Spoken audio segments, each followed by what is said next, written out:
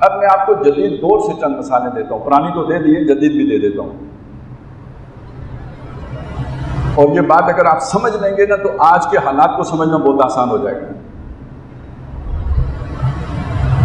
برطانیہ کا ایک وزیر اعظم گزرا ہے، ایک دفعہ نہیں 4 دفعہ منتخب ہوا ہے۔ کتنی دفعہ؟ 4 دفعہ۔ یہ 19ویں صدی میں 1898 میں فوت ہو گیا ہے۔ ولیم گلیڈسٹون اس کا نام تھا، 4 دفعہ منتخب ہوا، اور اس نے اپنے دور اقتدار میں قرآن مجید یوں کر کے پارلیمنٹ میں لہرایا، یوں، اور اس نے بتایا لوگوں کو کہ جب تک دنیا میں یہ کتاب موجود رہے گی دنیا میں امن نہیں ہو سکتا۔ یہ میں نے کسی جادوگر کی بات سنائی آپ کو، یہ کسی اسائلم کے تلاش میں شخص کی بات سنائی آپ کو، یا برطانیہ کے وزیر اعظم کی بات سنائی ہے؟ اور وزیر اعظم بھی کوئی عام ایسا نہیں کوئی حادثاتی طور پہ کسی پروجیکٹ کے نتیجے میں وزیر اعظم بن گیا ہو، 4 متواتر مرتبہ وزیر اعظم بنا ہے، بڑا پاپولر دانشور قسم کا آدمی، اور اس کی سمجھ یہ کہتی ہے کہ دنیا میں جب تک یہ کتاب موجود رہے گی امن نہیں ہو سکتا، نہیں ہو سکتا، نہیں ہو سکتا۔ اس بات کی مزید تشریح میں آپ کو ایک پروگرام کیا تھا حامد میر صاحب نے 2016 میں، واقعہ ہے 2012 کا، پروگرام کیا تھا 2016 میں۔ 2012 میں انہوں نے دورہ کیا امریکہ کا، وہاں مختلف اداروں میں وزٹ ہوا، ایک کوئی جیسے تھنک ٹینک نہیں ہوتے اس طرح کا کوئی تھنک ٹینک تھا، اس کو بھی وزٹ کیا، وہاں پہ انہیں جو باتیں ہو رہی تھیں، گفتگویں ہو رہی تھیں، وہ انہوں نے بھی سنی، حصہ بھی لیا بحث میں۔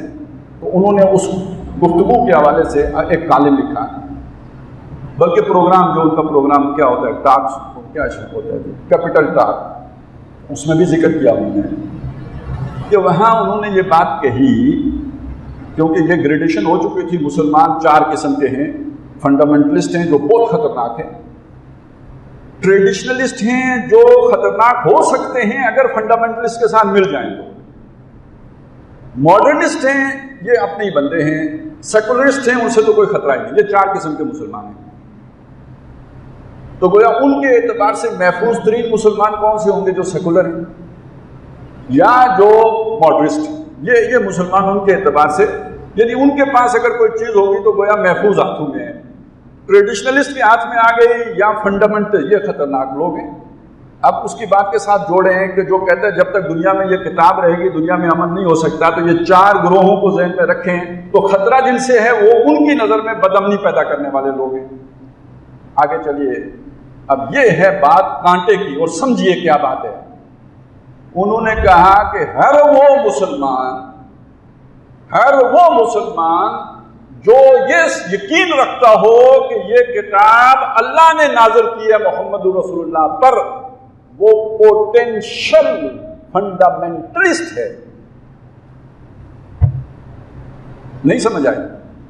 میں آج شراب پیتا ہوں، خنزیر کھاتا ہوں، داڑھی نہیں ہے، مونچھ نہیں ہے، بلکہ فطری لباس میں گھومتا ہوں جس میں پیدا ہوا تھا بیچ کے اوپر، ہر الٹا کام کرتا ہوں، لیکن اگر میں یہ یقین رکھتا ہوں کہ قرآن اللہ کی طرف سے نازل شدہ کتاب ہے، ان کی اس ڈیفینیشن کے اعتبار سے میں پوٹینشلی ایک فنڈامنٹلسٹ ہوں۔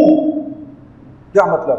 آج میں یہ کچھ ہوں، کیا معلوم جو ہی میں قرآن کے پاس جاؤں گا جسے میں یقین رکھتا ہوں کہ اللہ کا کلام ہے، وہ قرآن مجھے پکڑ کے فنڈامنٹلسٹ بنا دے گا۔ اب سمجھ آئی؟ لہذا میں خطرناک ہوں، کیوں کہ میرا یقین ہے کہ یہ اللہ کا کلام ہے، اور جب میں اس کلام کے قریب آؤں گا تو ان کی نظر میں بنوں گا کیا شے؟ فنڈامنٹلسٹ۔ ویسے یہاں یہ دلچسپ بات ہے، اللہ تعالیٰ توفیق عطا فرمائے کاؤنٹر نیریٹو والوں کو کہ وہ غور کر لیں کہ وہ شیطان بھی یہ سمجھتے ہیں کہ اللہ کا نیریٹو ہے کیا، کہ اگر کوئی اسے پڑھے گا تو کیا بنے گا؟ فنڈامنٹلسٹ بنے گا۔ یعنی اصل قرآن مجید انسان کو یہی بناتا ہے، فنڈامنٹلسٹ بناتا ہے۔ یہ وہ بھی مانتے ہیں، وہ ہمارے والوں کو نہیں سمجھ آتے، وہ پھر بھی کاؤنٹر نیریٹو لے کے آتے ہیں۔ تو خیر وہ ایک علیحدہ کہانی ہے، میں نے صرف ایک بات آپ کے سامنے رکھ دی کہ قرآن مجید کی خطرناکی آپ کو سمجھ میں آئی، یعنی فنڈامنٹلسٹ کتنا خطرناک ہے، یہ پورے نظام کے لیے خطرہ ہے۔ یہ تو اب ان کا ڈاکٹرائن ہے نا، پریمپٹیو ڈاکٹرائن ساری اسی پر کھڑی ہے کہ فنڈامنٹلزم کا کلا کما کرنا ہے. فنڈامنٹلزم کہاں سے پیدا ہو سکتا ہے؟ قرآن سے پیدا ہو سکتا ہے. اس کا مطلب کیا؟ ممبر سے پیدا ہونے کی امکان نہیں ہے، مولوی صاحب سے پیدا ہونے کا امکان نہیں ہے، یہ کسی حکمران سے پیدا ہونے کا امکان نہیں ہے. یہ فنڈامنٹلزم صرف ایک چیز پیدا کر سکتی ہے اور وہ قرآن ہے.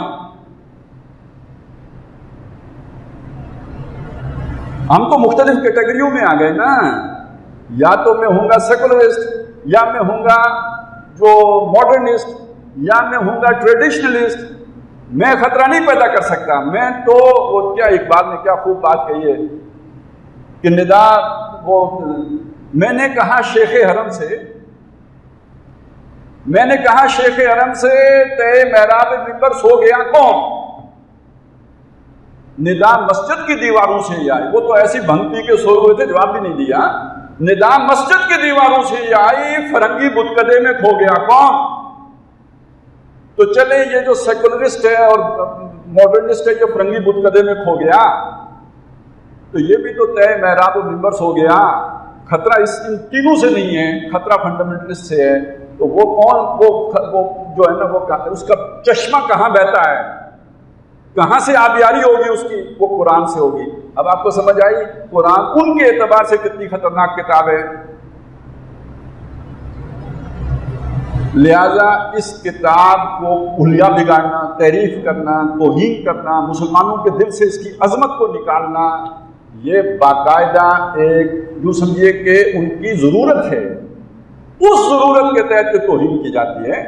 اور یہ جو ماس ایجوکیشن ہوتی ہے نا، ایک ایجوکیشن ہوتی ہے وہ دشمن کو بچوں کو جو پڑھایا جاتا ہے تاکہ آہستہ آہستہ ان کے خیالات کھرچ کر ان کو اپنی ڈھب پہ لایا جائے تعلیم کے ذریعے سے. وہ تعلیم اداروں میں ہوتی ہے.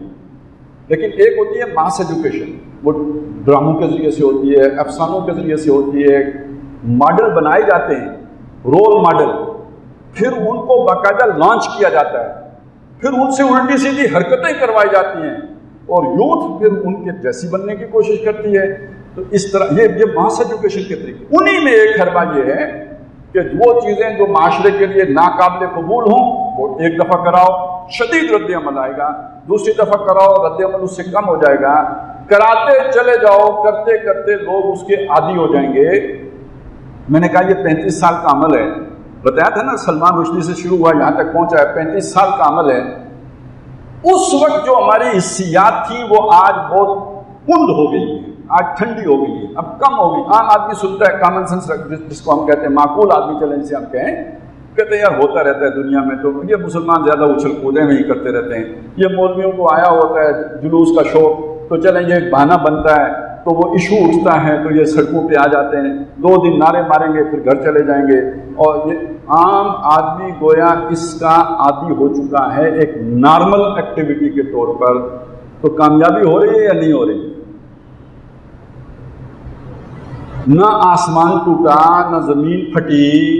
آپ کہتے ہو قرآن پہاڑ پر اترے تو پہاڑ ریزہ ریزہ ہو جائے، کچھ بھی نہیں ہوا. اب دیکھیں نا یقین کے اوپر کوسچن مارک آئے گا یا نہیں آئے گا؟ یہ ہے مطلوب،